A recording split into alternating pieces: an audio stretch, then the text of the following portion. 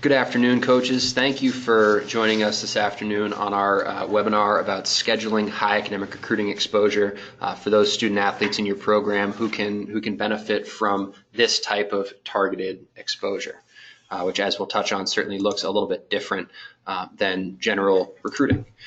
First up, here's a quick overview of kind of what we're going to talk about for the next 45 minutes or hour or so. First up, I want to kind of introduce our team. Then we'll touch on framing the conversation around high academic recruiting. Then we'll dive into how to schedule the right exposure, how Headfirst can help coaches like you guys give this high quality guaranteed exposure to the right groups of college coaches, to the student athletes in your programs. And then we're going to dedicate as much time as possible really to a live Q&A. So first up, some intros. Matt. Thanks, Max. Appreciate it. And thank you guys for joining us this afternoon.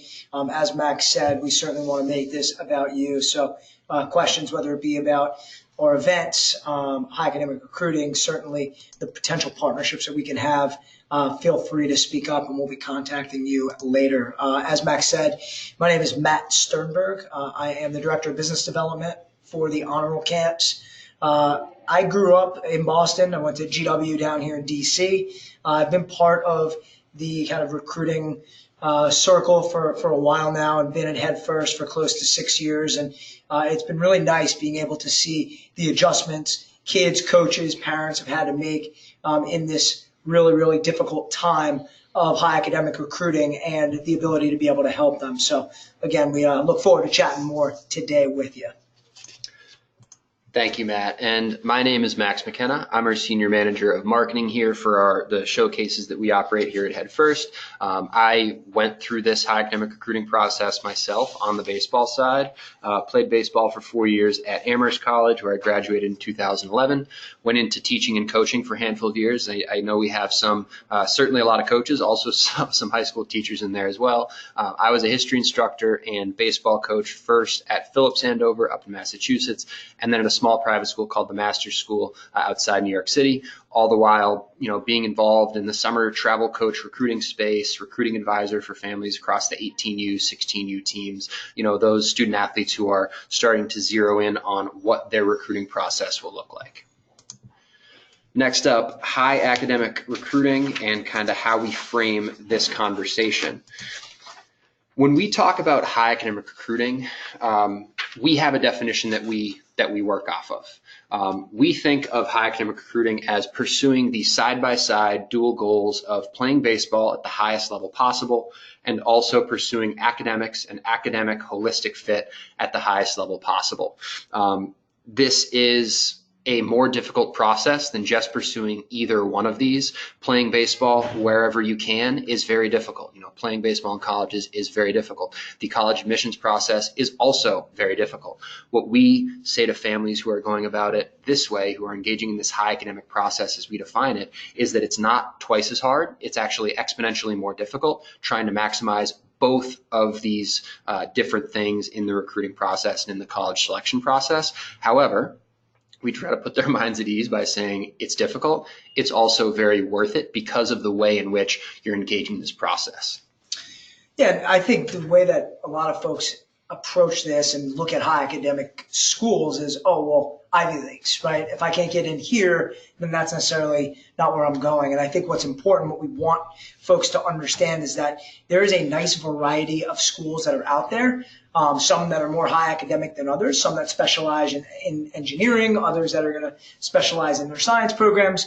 And that's what it's about. So it's not just a certain subset of schools that are those high academics. So, taking you through some of the bullet points, right? You're going to have high academic D1s. You're going to have high academic D3s. It's all about, for these kids necessarily, though, what are they looking for? So it's going to be about the campus setting, right? It's going to be, is it in the middle of the city like an NYU, or is it going to be where you went, Max, at Amherst, which is, certainly a little bit more greenery around there. It's going to be about the size of the school. Do you want a really big school? Do you want a really small school? A big football school versus something where maybe, some of those bigger sports aren't as relevant. Certainly the academic ranking, and then the areas of study, because that's going to drive where a lot of these kids are going to go. And so that helps determine what they are. As you will see here on the next slide, Headfirst works with a variety of different programs. So we work with close to 150 and 139 schools last year. That'll continue on in 2020. And as you can see from some of the logos, you're going to have some of the big boys in here like Vandy and Stanford and UVA and Duke, right? But you're also going to have some of the Ivy League schools. And then you're going to have some of the schools like a Haverford, or a Pomona College or a Bates, right? So it really is that variety based upon where you necessarily want to go.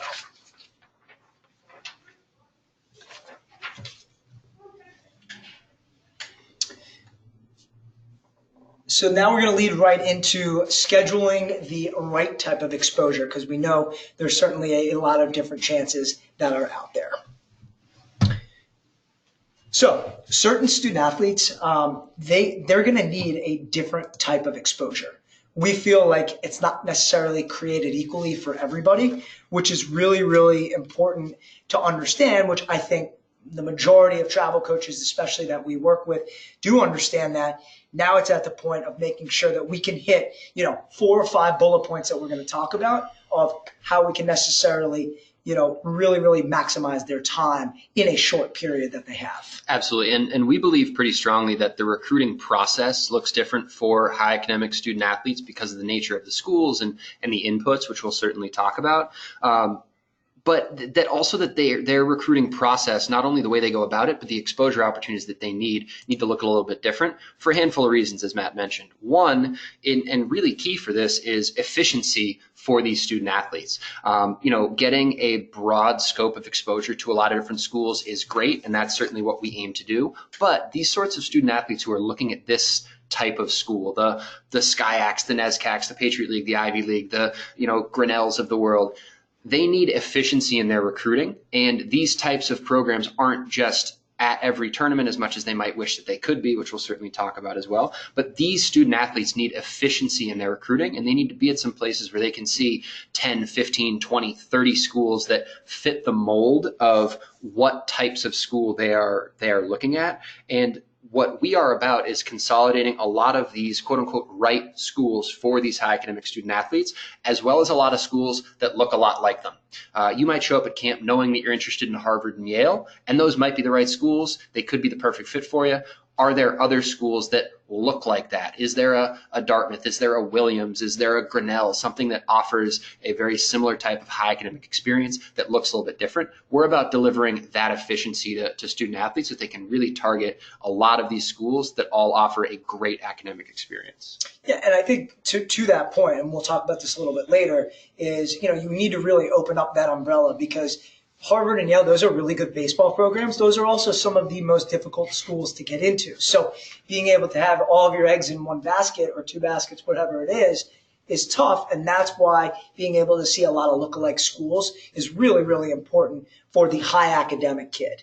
The next point here is it's the same thing for college coaches. They need to be efficient with how they go about this. And we're going to talk again a little bit later about some of their budgets, the recruiting budgets for, and that you're going to get to. But at the same time, they need to make sure that they are finding the right fit of kid for their program, not just on the baseball field, but is that the type of kid that's going to be an asset to their school, to their team, because of the nature of what they're looking at. And they need to really develop a relationship with these kids to see them over time, to make sure not only is this the right kid for the team, the right kid for the school, but is these grades going to fit in place? So those are really important things there. Absolutely. And one reason, as Matt mentioned, that this efficiency is so important for Bill Decker of Harvard or for Bob Whalen of Dartmouth is that they don't have the recruiting budget that some of these schools do. We have Stanford and Vandy and Duke and UVA, and they have a great recruiting budget, and they can be a lot of the places that they want to be. They have the coaching staff and the recruiting resources through their programs where they're able to do a lot of different things. A lot of the schools that we work with just don't have that robust recruiting budget, and so they need that efficiency, as Matt mentioned. As much as they would like to be at every tournament that they can be at, it's really tough for them to dedicate, a volunteer assistant or a recruiting coordinator who's stretched thin, trying to be at X, Y, and Z different tournaments or different showcases or different events, or running their own camps, which we'll touch on as well, to not only get their recruiting in motion, but also generate revenue for the program. they just don't have the resources to be able to do this, either budgetarily or also with the coaching staff that they have as well. And so for them, they need to target the places like Head First, where they know a lot of kids that are going to be their type of student athlete are going to congregate. They need to invest their recruiting budget wisely and where they can gain some scale and gain a volume of kids they can look at, just as we talked about, parents and student athletes look at where can I go to a congregation of a lot of schools that might offer the right experience. Coaches are looking for that same efficiency because they don't have the resources that I know a lot of them would want to, either coaching or in their budget, to be able to go out and recruit actual high school schedules or travel schedules that, going to see one-off games that are in their area or not in their area, or all these different tournaments that they can cover. And the last point here, which kind of wraps a lot of these things together, is coaches really need to know exactly who they're going to see and see a lot of those types of kids for a more in-depth period.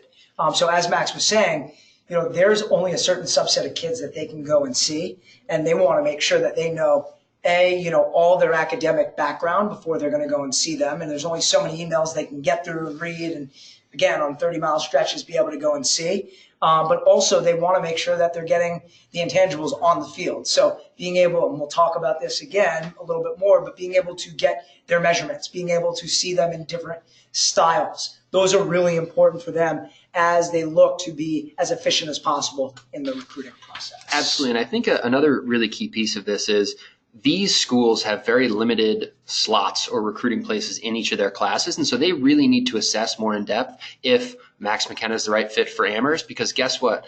Amherst has a 10% admission rate. Harvard has a 5.5% admission rate just for the general population.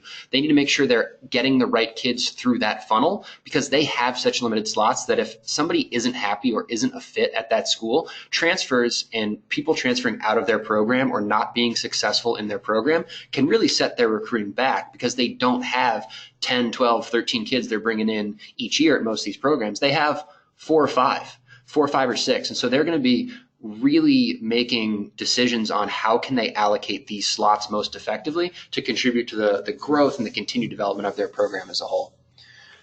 Next up, we mentioned that scheduling this high academic exposure for these type of student athletes, for the kids who are targeting these schools, is really important and is really necessary. We also understand it's really difficult to do. It's really difficult to find the right opportunities. And then it's also very difficult, as we'll touch on, to schedule these efficiently for your whole program. Yeah, and I think the number one thing you and I probably hear when we speak with a lot of you guys, out there that are in the travel bowl scene, that are running these great organizations, the few that have the academic teams, and there's very few of them, it's a little bit easier for, but you're going to have a variety of kid on your team. And so it's really only a small portion of kids that would fit these high academic realm that they belong at a camp like Head First. Now, again, there's something to be said with that, but I think that's what makes it difficult, where you can't necessarily say, well, we're going to send 110 kids to this program, because not everybody is going to be a fit for Yale or Pomona, et cetera. Absolutely. We fully understand and believe that our camp really benefits the kids that it's the right fit for. And quite frankly, we don't want to see the kids who aren't going to benefit from our program. And we understand that it's a minority of most travel programs. Most kids are going about this in a different way. They're targeting different things at the next level. We want to be there for the kids for whom this is the right fit, understanding that in most travel programs, as Matt mentioned, is not everybody. Yeah, and agreed there. I think one thing that we do see quite often is not every school, though, is at a certain type of level. So yes, you're going to have Stanford there and Duke and NYU and Caltech, right? Some of the most impossible schools to be able to get into, even with baseball, no matter what you're doing. But you're also going to have schools there that are great schools that baseball can really be that vehicle to help you. I think to the point, though, is having a kid that has a much lower GPA that is just not looking at these types of schools, that's where it not necessarily is a fit for an event like ours or others. Absolutely.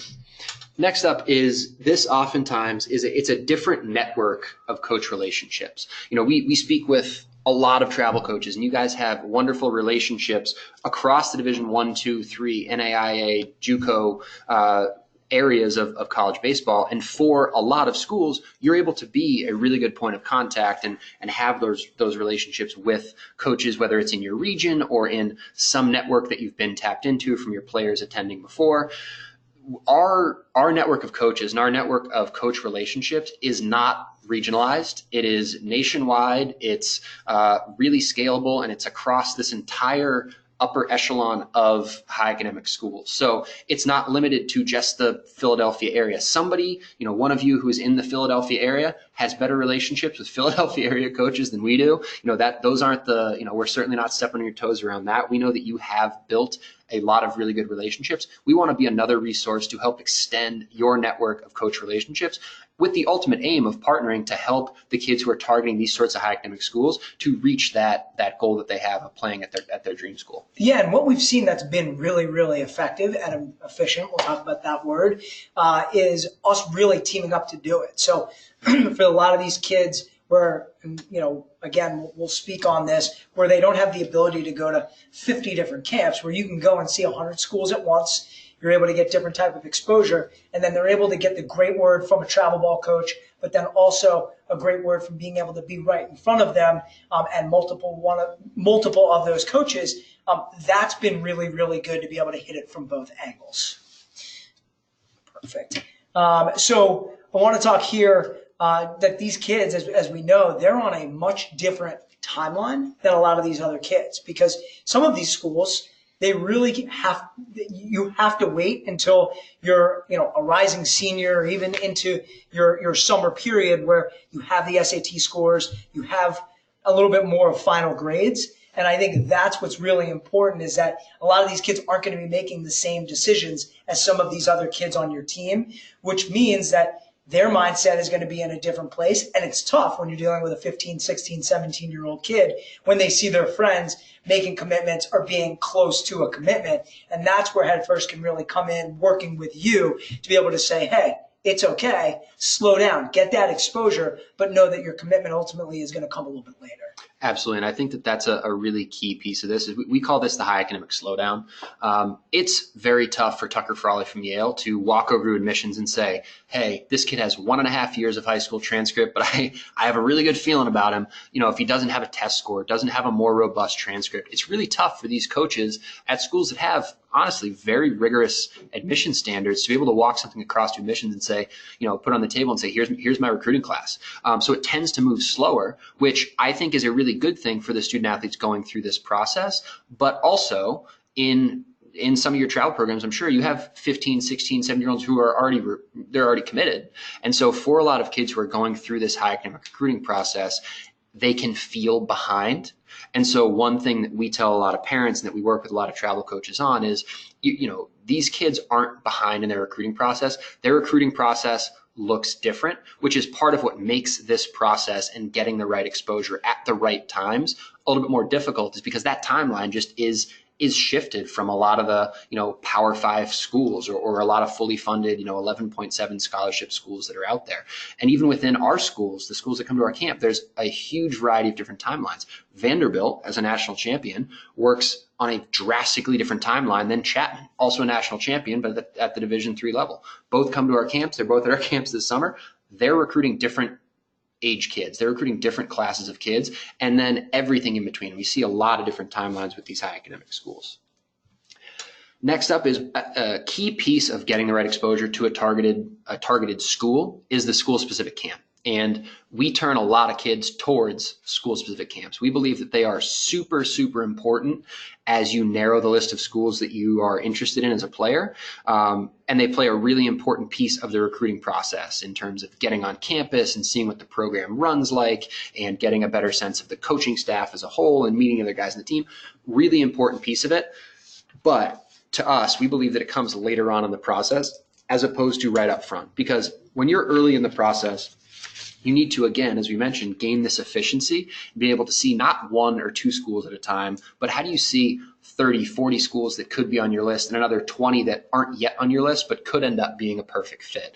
How do you gain mass exposure that is still targeted? It's more than just the 1 or 2 schools that might be at a school-specific camp, but it's more targeted than, some of these large format tournaments that have high levels of baseball and they operate all across, the facilities at Lake Point or all across the state of Georgia.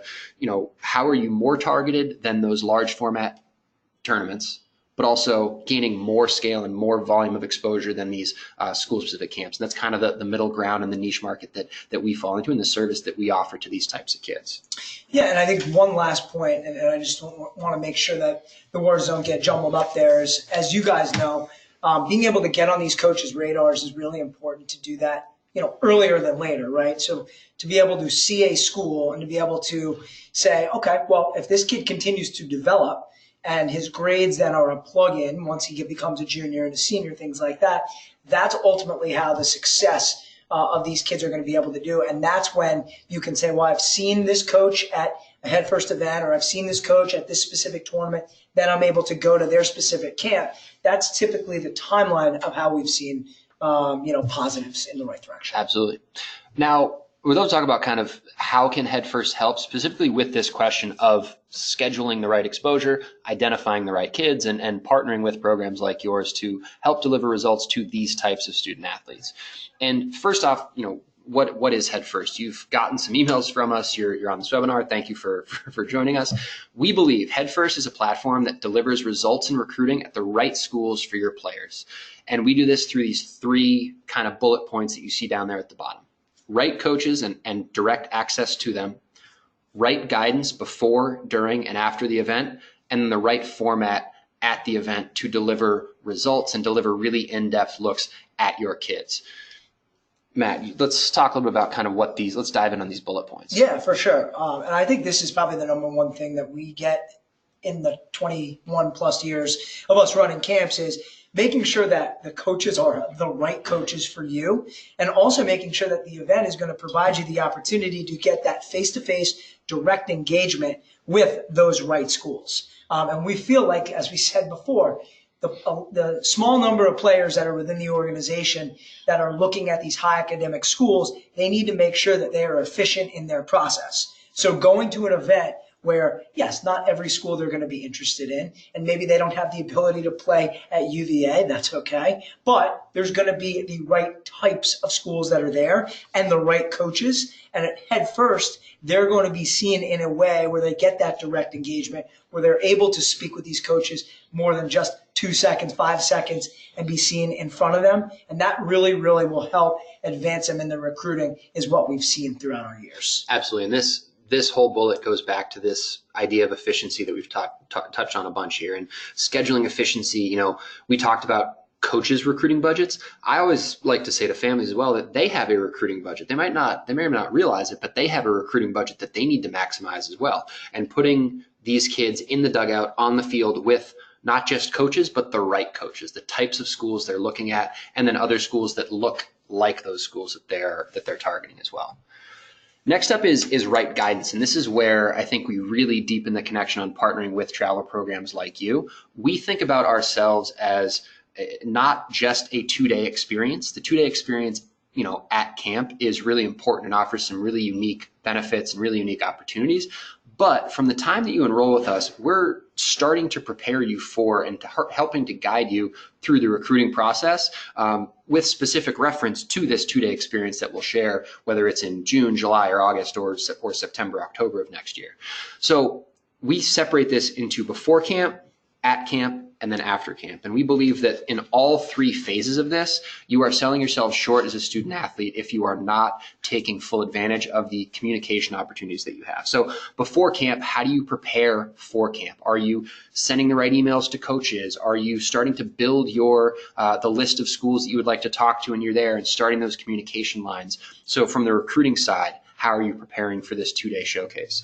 From the on-field side, how are you continuing to develop? How are you, focused specifically on not only developing your holistic game with great travel programs like we have here this afternoon. You're continuing to develop your on-field abilities. Also, we're gonna throw a couple unique data points at you. We're gonna take you through the batted ball velocity and overhand throwing velocity and your 60-yard dash. How are you preparing for these, what we call objective measurements, so that you can start to stand out even on paper to some of these coaches as well? So we will take student athletes through this curriculum to help them be prepared for camp before they ever set foot on campus at Baseball Heaven or out in Woodland with us. This is where I think our partnership with travel coaches like you guys is really crucial, because obviously we can help them prepare for the 2 days of camp. You're a super, super important partner in doing this, because they are continuing to develop their game and ultimately maximize their on-field opportunities and maximize their on-field development with you guys. And so we like to work with travel programs like you to help players prepare for camp as well. We also think about this from an at-camp perspective as well. And we say, at camp, how are you equipped and ready to tackle every coach conversation and take on these conversations and these face-to-face interactions that can be very nerve-wracking for a 14, 15, 16-year-old. How are you going to walk up to Coach Frawley from Yale and say, "Hey, Coach, Yale's my dream school, and I'd love to be recruited to play in your program"? How do you approach those conversations? And also, these student athletes, their parents, and you guys as travel coaches have trusted us with this opportunity. How do we get them physically ready and emotionally ready for the 2 days as well? How are we taking them through our operations so that when they get that first ground ball with 100 coaches watching them, how are they best set up for success? How do we take the work that you as travel coaches have put in with them and really make that stand out over the course of this 2 days? And that to us is a really, really, really important piece, is highlighting all of the hard work that they have already put in on the field and in the weight room and doing sprints and in the classroom and everything that they need to do to be ready for camp. How are we helping them maximize that during the 48, 36 hours that they're with us at an honor roll camp? And just to back on that point there, we play a very, very small role in this, right? You guys are the ones that are with them a lot of the times for years at a time, really being there for their parents. We feel as though we can play that small role to really assist in giving these kids a platform, giving you guys a platform where we know when it comes to events and being efficient, we're really good at it. That is something we're really good at. There's a lot of things that we aren't. That's why we're not in that business. But we feel as though it's the right partnership, which also can make this. And the last point here, which Max touched on a little bit, is the right format. So what we do is we really give these coaches that 360-degree view of the student athletes that's going to be coming in. So we're not going to go through every minute of camp, but just a couple bullet points of how we do that. So we have a video function, right? So every single play in the field, every single pitch, every single at-bat from 2 different angles is recorded and tagged, and that's sent to the college coaches at no charge, professionally done by our vendor, Nextpro, and our partner. We feel that's been a very, very nice addition in the last couple of years. Coaches get it for free, and they're able to turn back. I mean, we were just talking with a couple of coaches who said, what a nice opportunity to be able to go back, look at a pitching evaluation, and then look exactly who that player was. The face-to-face engagement. We talked about this a little earlier in terms of right coaches, and before that, we are giving these kids the opportunity not just to go see 5 coaches, 10 coaches, but 100 college coaches, depending on the session, be able to do that with them on each field, in each dugout. They're the ones that are setting the lineups. They're coaching first and third. They actually get into it. They really work with these kids. And I think that's really important. And you'll have the opportunity, the kids will, over the games, to play in front of a new group. Academic information. So again, we talked about how important a college coach needs this info. They need to know exactly who these kids are and what is their background. So being able to put on their GPA, their SAT scores, some other relevant information, it allows for Caltech to be able to say, do I have a chance at recruiting this type of kid? Live gameplay, so we talked about that. So the kids are going to play in 3 games throughout the 2 days in front of a new group of school to get multiple at-bats, multiple opportunities to get on the mound there, multiple opportunities to be in the field, which allows for a little bit more comfort. So that way, if it's 1 at-bat, 1 strikeout, that's okay. You're going to have plenty more opportunities to redeem yourself. Data and analytics we talked about. So what will happen throughout the 2 days, we're going to be measuring kids 60, your exit velo, your overhand velo. There's pitching evaluations that are written up. We're working with some other technology this year that we'd love to chat with you guys about. But that is, in this day and age, really, really important, and it's only getting more important. And then the last part is that skill showcase. So the kids will go through both an offensive and a defensive showcase mixed in with that gameplay throughout. So again, it really, in the 2 days, it's a packed 2 days, but it gives these coaches a full view of what the perfect student athlete should look like for them. The next part we'd like to get to, right, is at the end of the day, does this work? Because we like to go back to our numbers and say, hey, if we're going to, put a lot of, if you guys are going to put a lot of trust into us, you want to make sure that you are suggesting something that works. So this is a really cool stat here. We had close to 1,200 guys that came to Honor Roll in the past, so Honor Roll alumni that were on 106 different college rosters in 2019. That number is actually going up as we look into this even more for next year. But again, really, really nice to be able to see the amount of guys that are being discovered and then followed up with maybe from a tournament that they're ultimately being able to work together with these travel teams to get onto these rosters. Absolutely. And I think that's a really key point, Matt, is that this is, this 1,200 number I think is really cool. And we are very proud of it. This is not us, taking credit for these 1,200 kids. I think that the important piece about this is these kids are to credit for this. They put themselves in these schools. But I think that what this points to is that equation that we have for giving them the right exposure with the right format, equipping them to be able to be their best at that moment in front of the right group of schools. That does help provide these student athletes the platform to impact their own future and to create their own outcomes. This next slide is going back to 2018 data. So this is a 2019 data that Matt just showed, 2018 data. This is kind of another way of looking at and slicing these rosters up. 1,200 total kids, great. What does that mean? Well, it means that a lot of our partner schools are between 50 and 75% made up of Honor Roll alumni. I mean, you look back at 2018, you say, okay, 20% of the Duke roster was Honor Roll alumni. 64% of the Yale roster was Honor Roll alumni. 75% of Middlebury and Wash U were Honor Roll alumni. And if you look across, for example, for the Ivy League as a whole, it was about 50% of the Ivy League was Honor Roll alumni. About 65% of NESCAC rosters were Honor Roll alumni. So a lot of success. And what this says to me is that these schools are using our camps to help their efficiency. They're using our camps to recruit. They're not just coming to have a fun 2 days, although we try to deliver that to coaches as much as possible, but they're coming to fill out their rosters, and they are gaining the efficiency that we hope, just as our student athletes are gaining the efficiency as well. And what I take out of this as well, when you look at some of the different schools, right, you have Duke. It's a nice number. I like that. There's 8 kids on that roster that, coaching staff there met at our event. But then you look at some of the smaller schools and you see 22 kids. What it shows to me is that you have a nice variety of kids that are at the camp. You're going to have kids that is their target school. They're speaking to Duke, but they know that there's some other schools in there, maybe some of the Ivies, some of the other schools that academically they're focused on. They can hit them all at once. But then you're going to have the kids that not too bad being able to play for a school like Emory or Wash U. Those are really nice opportunities for them. And so throughout, whether it's bigger D1, mid-major D1, or certainly the smaller D3s, that's where these coaches are coming, and they're all doing pretty well comparably. Absolutely. All right, so this kind of brings us to the next slide as we wrap up here. This is our 2020 dates. As you can see, we are going to have something very similar to what we had last year for those that are familiar. But we're going to start out with 2 sessions in California, up there in Woodland, so Northern California. That'll be June 23 and 24. And then the following 2 days, the 25th and 26th. And then we're going to go essentially 5 in a row. The first date in New York is the July 13th and 14th.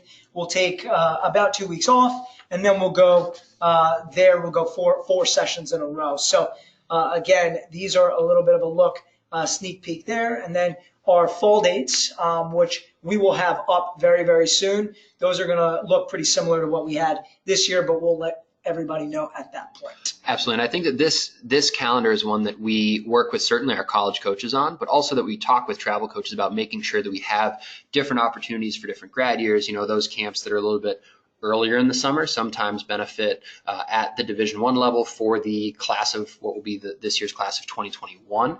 2022 starting to get some early exposure. And then at those Division IIIs, you see those camps in August, you see a lot of motion for rising seniors at those Division III schools. These are also meant to, and you notice how they kind of skew a bit towards the beginning and end of the summer, they're meant to accommodate as many of the large format tournaments and a lot of the things that you guys have going on as well. And so we try to create as many opportunities in the calendar that fit your kids, your players' schedules. Because, we're not in the business of competing for kids. And if you're going to go to this or that perfect game event, we want you to be able to field the best possible team that you have. And we want to be able to offer the kids who are right for our camps an opportunity at a different point in the summer. And so that's really how we've settled on the dates that we currently run on.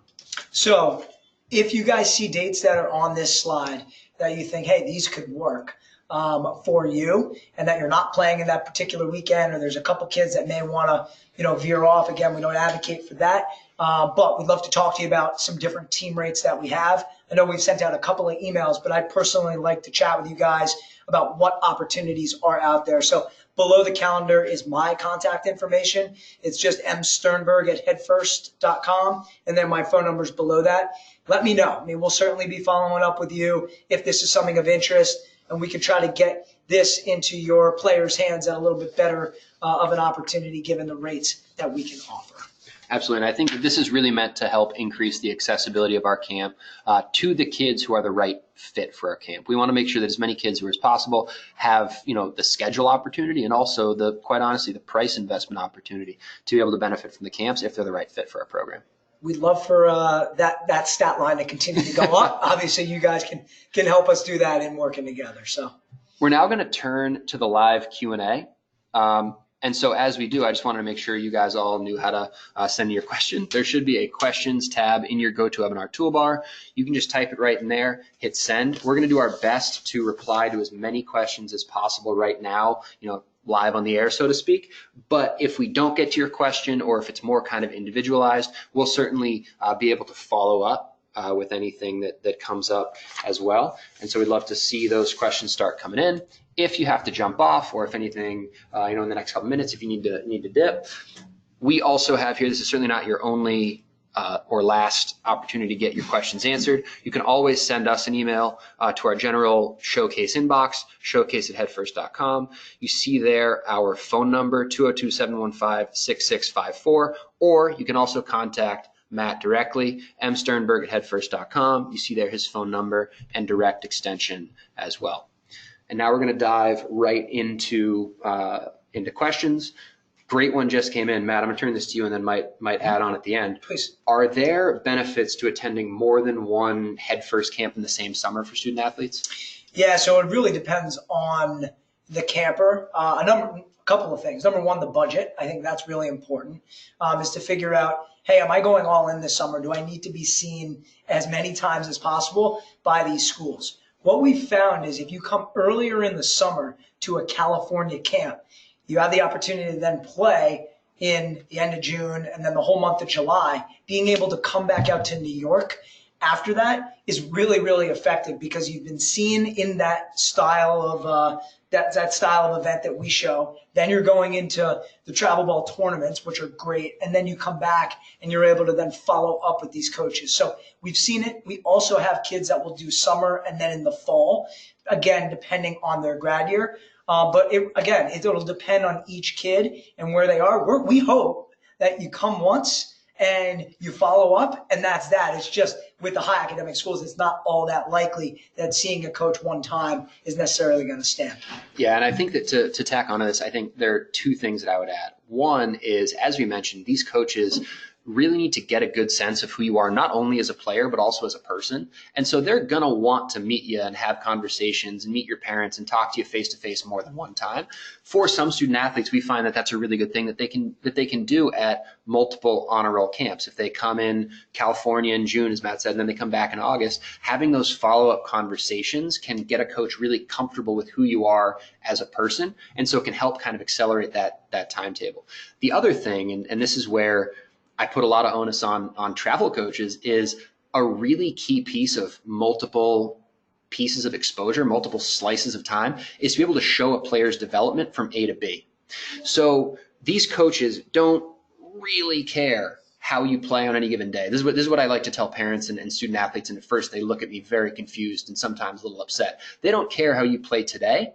They care about how that play translates into their program. They care about how you play in 2, 3, 4, 5 years when you're a freshman, sophomore, senior in their program, and how are you contributing then. So by showing them 2 different slices of time, you're able to show that development from A to B. If you see them in June and then you see them again in a fall camp in September, and you've grown, you were at X, and now you're at X plus 10, it makes it much easier for coaches to project that development out and continue to plot your development path out into their program. So being able to see you twice at different times when you have grown as a player and grown your on-field performance through all the dedicated work that they're doing with their travel programs like you can really help give coaches comfort in recruiting, not just, okay, well, if I recruit this kid, is he going to be this kid that I see in front of me for the next 6 years? Or is he going to continue to grow and develop and improve and gain more physicality and continue to increase his bat speed and all these things that they look at as really important. So showing those multiple slices, I think, is super, super important. Next up, Sterny, so this is a bit more kind of tactical, but if there's a team with 16, 20 kids, some of them would be a fit for honor roll, others would not. We talked briefly about kind of team rate. What does this team rate look like? Is there a minimum number of players? Like what are the different partnerships that we're looking at for travel coaches? Sure. Yeah. So, and I'm more than happy to follow up with this person afterwards with some specifics to talk about it. But kind of big picture here, what we're looking at is 2 different types of rates that we can offer. So one is going to be based upon coaches putting this on their calendar. Okay, and baking this into their schedule. So again, that's not to say that every single kid is going to come out to this, but maybe for the later session in August, for example, or the earlier one in California, you're able to say, hey guys, we're not going to travel these 2 days. And for the higher academic kids, the ones that this is a fit, we're going to put this on the calendar and we're going to go. So maybe, 2, 3, 4 parents are going to take this group, or we love when the coach is able to come and say, let me take this group of kids. We can have that discussion about how many. It's not really about how many. It's about saying, hey, we're not going to schedule a tournament for this time, and we're going to take a group. So that's one level. And then the other level there is going to be, hey, you know what? We can't do that. It's just not something that we're able to accomplish given the amount of kids and what we have going. But we do have a handful of kids that would like this, and that's just a straight referral. The dollars are going to be a little bit different. The dollars will be a little bit more when it comes to the all-inclusive, hey, we're putting this on the schedule versus the other referral, but both are really good. And then with that, putting it on the schedule, we offer a couple additional perks. We can potentially look at doing some webinars like this for your kids, get them really prepped for camp, in addition to what we already do. Again, those things we can talk about a little bit more. Yeah. Next question. This is one I'm gonna take, and then Sterny, feel free to Sure. add in on. Mm-hmm. Do we, as Head First, do we act as a resource for players after camp? If they have questions about what to do in their official visit or what the next email that they should send, do we offer that resource afterwards for our camps? The short answer to this is yes. I will say we very explicitly are not a recruiting service. We're not going to, and this is by function of the NCAA and the restrictions that the NCAA puts on recruiting services. Recruiting services cannot run showcase camps. We run showcase camps. We are not a recruiting service. So we are not going to call Coach Frawley from Yale and say, hey, I have this great kid, Matt Sternberg, you should take a look at. However, as I mentioned, we believe it's really, really important to equip kids to be successful at camp. We view ourselves as event operators, but we also have a lot of experience and expertise in this space of high academic recruiting, having been through it ourselves, and a lot of us are former honor roll campers or have played at places like Amherst or Lafayette or Duke or Stanford and played there across the board. We have a wealth of knowledge in specifically this sort of high academic space. And so we are happy to maintain that relationship and answer questions as they come up with specific student athletes, whether that's before camp. At camp, we answer a lot of questions about, Max, what should I do next? How do I have this conversation with Coach Pine from Amherst? What do I do next? We offer a lot of that on site. We do also offer that after the fact as well. And if, a kid needs help crafting an email, or what are the questions they need to ask before I do a visit, we are happy to be a resource for players to do that. We also understand that that's also the role that you guys have a lot of place in as well. As high school and travel coaches for these kids, you're a great resource for that as well. But we're more than happy to support your players and your teams as they go through this. We do also, quite frankly, we partner with a program that is a recruiting advisor. Again, different than a recruiting service, but our friend Justin Kronk, who went to Amherst, coached at BC, has coached all across the Division 1, 2, and 3 landscape.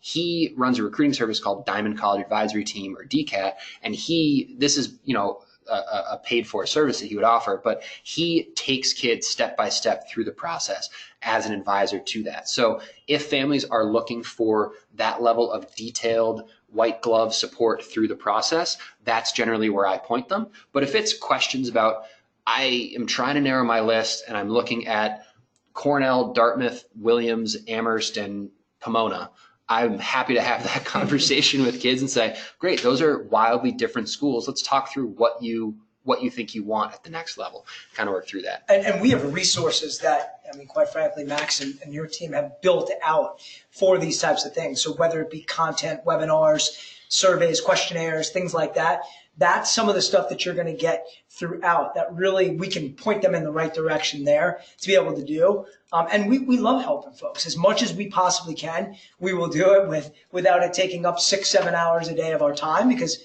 we do have to operate and function these camps. But that is certainly something that we like to think is that white glove service, as you say. Absolutely. Next person that came in, and Matt, I'm going to turn this to you and then probably add on. Okay. We've kind of talked about this, not split, but these multiple different ways to get exposure. There's tournaments, there's kind of these large format tournaments that a lot of travel teams have wonderful experiences and gain some great exposure at. And then there's showcases like ours, there's school specific camps.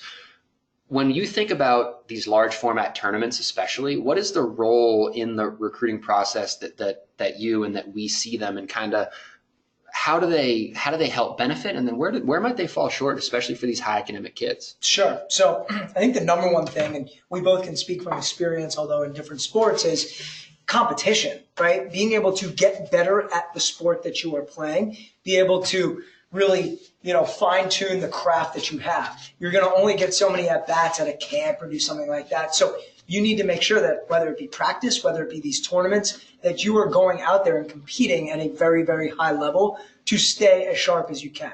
I think that, we used to run travel teams back in the day. That's really what we would try, to work on with the kids. And I know that we both have done.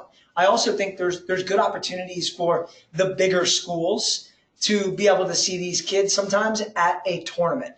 So you'll see it's just not a very select group, because it's tough unless you're specifically playing on a type of field where you're going to get 30 college coaches. There's no guarantee. And so I think that at the same time is where there's a little bit of a shortfall, where there's not a guaranteed number of reps in front of the school that you want to see, but that can kind of play twofold. Those two things really stand out to me. I know you have a couple of things to add on. Yeah. So, I think A is this idea of like, are coaches going to be watching at the right time? Are they going to be watching, period? A lot of these tournaments are some of my favorite baseball experiences in my life. My favorite baseball memories were at these sort of large format tournaments. They are a wonderful experience. As Matt said, they're a great way to play against some of the best players in the country and really start to level and say, where do I fall as a student athlete? If that kid who just absolutely diced me up is going to UVA, maybe I'm not playing in the ACC or SEC. Maybe I need to look elsewhere. So I think that's a really useful part of it.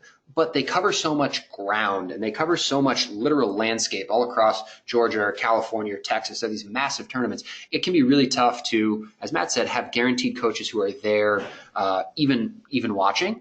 And then also, are they watching at the right moment? We have one of our coworkers here went and played softball at Georgetown. One thing she always said was she was at one of these tournaments, and she gets up, and Princeton and Haverford and Georgetown, all of the right schools happen to be on her field watching her.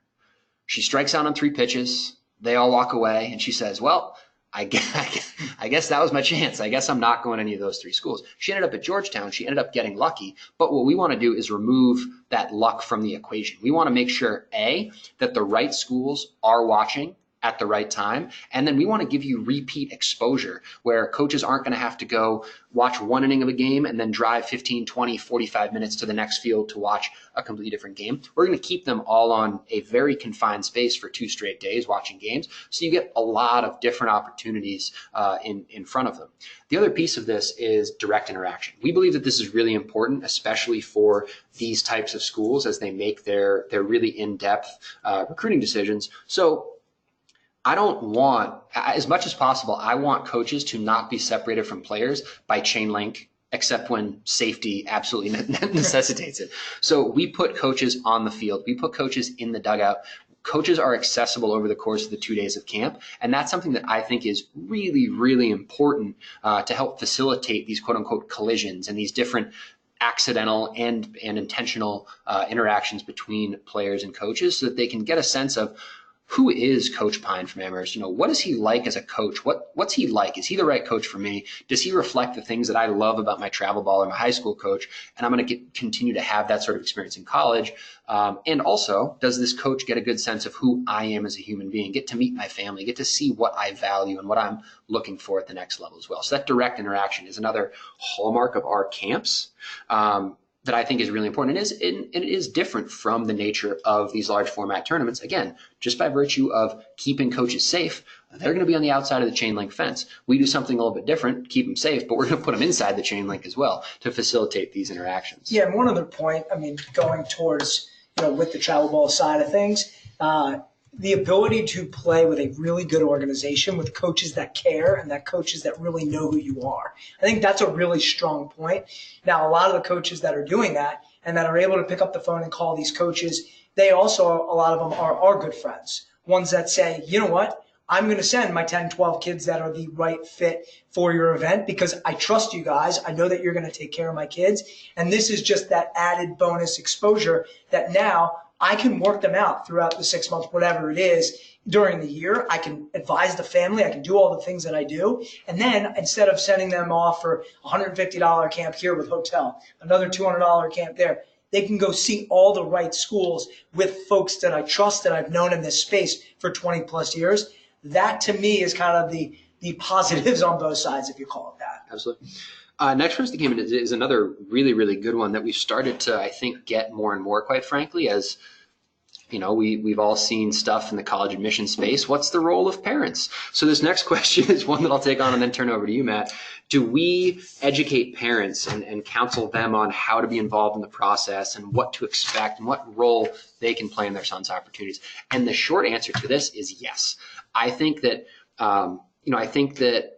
there's a huge opportunity with parents to help them be the right guidance for their kids. And it's something that just as we look to partner with coaches like you guys to deliver the best opportunities for student athletes, we believe that parents are partners in this as well. Now, parents, quite frankly, are partner that we sometimes say, hey, you need to stop doing that, and we need to empower your student athlete to take his next step and really be in the driver's seat of his own process. That is something that we preach very, very firmly at Head First is how are we equipping and empowering student athletes to take charge of their own recruiting experience?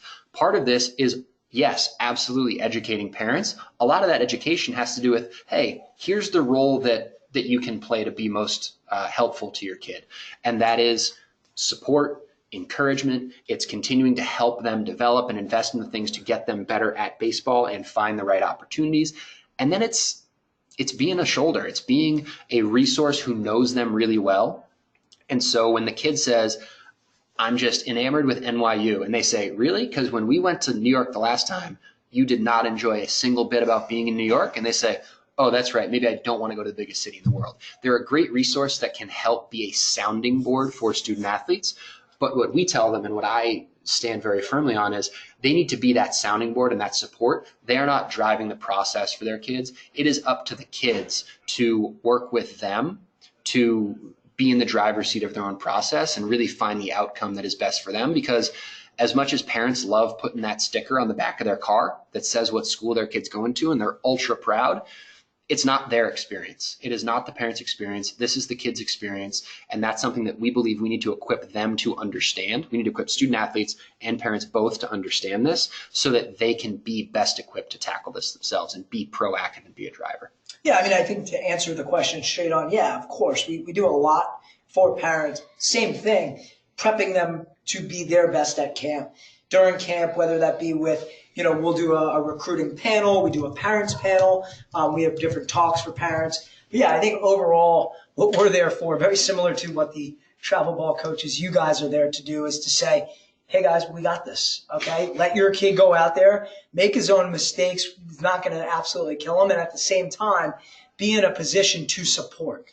There's a lot of things parents can do, and unfortunately we've seen, I'm sure you guys have as well, that can really hurt their experience. But we are there to answer a lot of questions. For example, there's a lot of questions about academic versus athletic money. There's a lot of questions about, well, there's no way I'm going to be able to afford,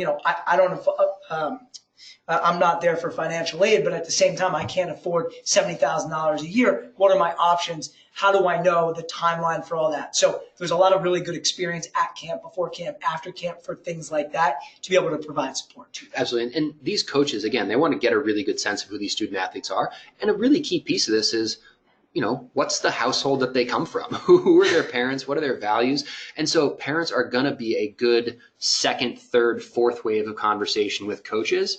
But to me, that's a secondary piece. They need to get to know the student athlete. A piece of that is getting to know the parents rather than vice versa, or turning that around, especially as Matt mentioned, when the financial piece comes into it. That's a really important time that we encourage parents to be more actively involved, because they have a sense their kids probably don't. And it's obviously, in this day and age, it's a really important piece of the puzzle for college admission. Next question. So from a gentleman who is a high school and a travel coach. Mm-hmm. First of all, thank you. Should I be encouraging honor roll as an option for rising sophomores or rising juniors? I understand kids are different and kind of this timeline is different, but generally speaking, is it better to be coming early to one of these camps, or with a year of varsity completed and 3 years of known grades and test scores? Kind of speaking to the timeline of, for this coming summer, 2021 versus 2022 versus 2023, mm-hmm. what do we see at camp, and what's kind of the different timeline for exposure for these kids? Sure. So I think, like this gentleman said, it's going to be all about the specific camper. If you have a camper that is looking to play Division I baseball, being able to get out early from a recruiting standpoint is really important. So for them to be able to be in the spotlight, to get on these coaches' radars, to be able to live somewhere in a recruiting database where coaches, as Max said earlier, you can track their improvements, you can still put in that academic information, is really, really key. So we find that next year, yes, 2023s are young, but giving them that opportunity for exposure at an early age is only going to help them, especially if they're looking Division I. Now, the flip side, well, maybe they're not looking D1, or maybe they're looking at an Ivy League school, or a school like NYU, like you mentioned. Still, being able to go out in more of a pressure-free situation can really, really benefit what they're doing long term, because by the time that every eye is really on them and the spotlight is on them, it's either make it or break it, they're going to have that opportunity where they've said, well, I've been in this before. I know exactly what to anticipate. So we have found that the kids that have come back, started out as a rising sophomore and then come back to finalize as a rising senior, we found that those kids come into camp a little bit more calm, cool, collected. They know a lot of these coaches already, and they're just able to go out there and finish what they're doing. Absolutely. And to me, it's about two things. When is a kid ready? And what sort of schools are they looking at, as Matt mentioned? The timeline has to look different for a Duke or for a Vanderbilt or for a UVA than it does for an Amherst or a Williams or a Pomona. So when you can most benefit is when you are ready, and when the schools that you are looking at are actively recruiting your grad year, which does differ. At these academic schools, as we mentioned, it's going to be later than Vanderbilt's going to be one of the first schools that we work with who's going to be able to recruit. Then those Division IIIs are certainly going to be on the back end. Out of respect to everybody's time, I want to make sure that we do cut this off. I'll say on behalf of everyone here at Head First, thank you for joining us this afternoon. It was really good to get a chance to talk with some of our friends in the travel ball space and high school coaching space. And if you have any questions at all moving forward, certainly feel free to reach out to us. You see there Matt's and our contact information on the screen. We'll also be in the next week or so, or 2 weeks or so, sending out this webinar as well. In the meantime, we wish you all a happy Thanksgiving. Thank you for taking the time this afternoon, and we really look forward to connecting with you in the future. Thank you guys so much. Take care.